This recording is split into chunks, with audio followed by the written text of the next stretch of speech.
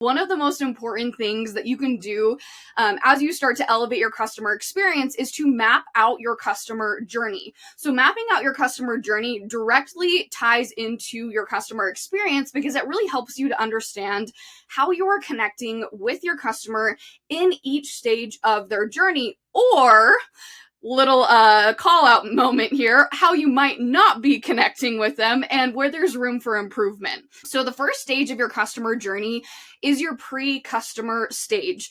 In this stage, you are going to give your potential customers the information that they need in order to make a purchasing decision. So this is where your marketing comes into play. This is where your social media content comes into play, and really anything else that will help people to understand what it looks like to work with you and the value that it is that you provide as a business owner. A question to ponder on here: is there anything that you can do to go above and beyond before someone even becomes a customer? Just something to sit with there for a second.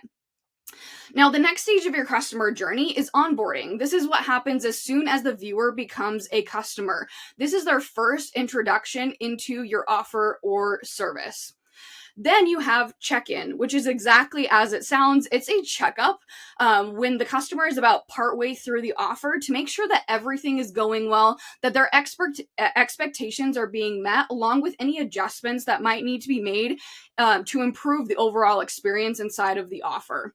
And then lastly is offboarding. So this is a way to bring the offer to a final close, to collect feedback, reviews, referrals, and also guide your customer into another offer of yours that might make sense for them as the next step to take. And we'll dive into that in just a little bit more depth in here in a second. Having an offboarding is especially important for a done-for-you service provider, as well as if you're doing one-on-one coaching, because you don't have customers that keep coming back and asking you questions or asking for things that are probably outside the scope of the project at this point, because it was unclear if the offer ever ended or not. Now that you know the 4 stages of the customer journey from the broad view, now we're going to zoom way in and see how you can elevate your customer experience in each of these stages. So I'm going to start off with an example flow for an evergreen offering. So the first step is your pre-customer. Remember that this is the stage that comes before someone purchases an offer. So some things to think about here. Is your website user-friendly? Is it easy to purchase your offer? Less clicks, more conversions, and also better customer experience here. Does your checkout page support multiple payment types? Is your content a reflection of the quality of your offers? But also, how are you gaining visibility for the offer? Then, from there, when you do have someone who comes into your world and they want to become a customer, that's going to trigger the next stage of your journey, which is onboarding, right? So this is when a lead becomes a customer. That's how we start onboarding. And this stage happens immediately after the customer purchases your offer. You want to send them either an email or some sort of message. And this is not the receipt or invoice that is being sent to them. This is a separate email on top of that explains, or a separate message on top of that explains how the customer can get the most out of the offer, maybe even how to navigate through the offer, and really any other welcome information that you feel is applicable to that offer. Then after onboarding comes our check-in email. And when the check-in email ultimately gets sent, it depends on the length of the offer. And you're going to want to do a little bit of reverse engineering here. So let's just say that you have a course. And this course is a 5-unit course. You would love for students to go through this course in about, let's just say 4 weeks. So 4 weeks would be the ideal end time frame. So what you would want to do is then a halfway check-in around 2 weeks after the customer is purchased. So from the customer purchasing, 2 weeks in is when you would start your check-in process. And then 4 weeks is when the onboarding would start. But inside of this check-in email, you can do a variety of things. You can do a mini feedback collection. So think of like a short Google form or a type form with 3 to 5 questions for people to fill out where you can just check in with how they're doing. You can give people homework or tangible things that they can implement. You can send them over additional helpful resources, and you can even simply give them a reminder to just log in and go through the offer. Hey, haven't logged in yet? Here's the link to log in. Make sure you start taking action. Or you could even do a mix of all of the above inside of that email too.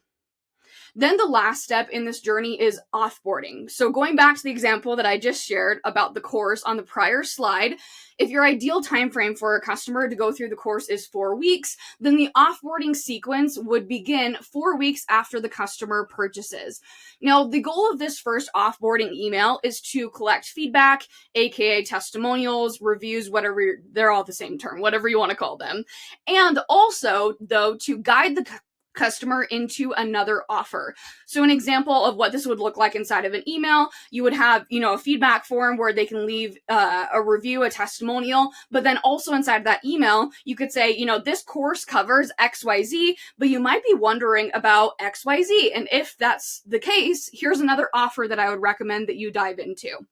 Now, the goal of the second offboarding email is to introduce a referral or affiliate program and to remind them to fill out the feedback form, because a lot of people don't fill it out after the first time of you sending it over. Then your last email's goal is to collect results that your customer has seen from implementing what they learned inside of your offer. So the hope with this time frame of when this email specifically is sent out, so like maybe 30 to 90 days after the customer has started their offboarding process, the goal with this is that they've gone through the offer, that they've implemented what they've learned, and that they have results that they can share with you. Because here's the truth. Most offers in most niches, your customers are not going to see immediate results. Though if that is the case, that's amazing. And you might not need this additional email if that is the case. So this email is to really check in with them and to actually get results where you're going to be able to see, bigger transformations that have happened because the time frame is a little bit longer than just like, immediately after they might have finished going through these trainings. Note that I want to say here, little pause. More doesn't mean better with adding in systems and automations here. This is what I recommend generally, but you have to ask yourself, what makes the most sense in terms of the offers that I have? You may need more check-in emails, or you may not need as many. It totally depends. And now you might be thinking, what does it depend on? That's a great question. It really depends on 4 different things here. It depends on the price point of the offer. So the lower the cost of the offer, the less steps that I would add in. The higher the cost of the offer, the more steps that I would add in, like maybe more check-in emails. Number 2, what is actually going to elevate the customer experience? So as I just said, more doesn't necessarily mean better here. You don't want to add in check-in emails just for the sake of adding them in. You want to be really intentional with every single step of the customer journey and what makes the most sense for your customers and for your offers. Number 3 is the type of offer. For courses, I personally would have a few more check-ins and maybe even a little bit more of an in-depth welcome email.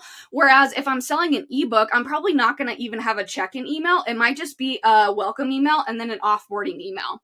Number 4, the length of the offer. So the longer and more in-depth the offer, the more check-ins that I would have. So an example is if you have a 10-unit course that is really in-depth, maybe you do a check-in after each unit inside of this course.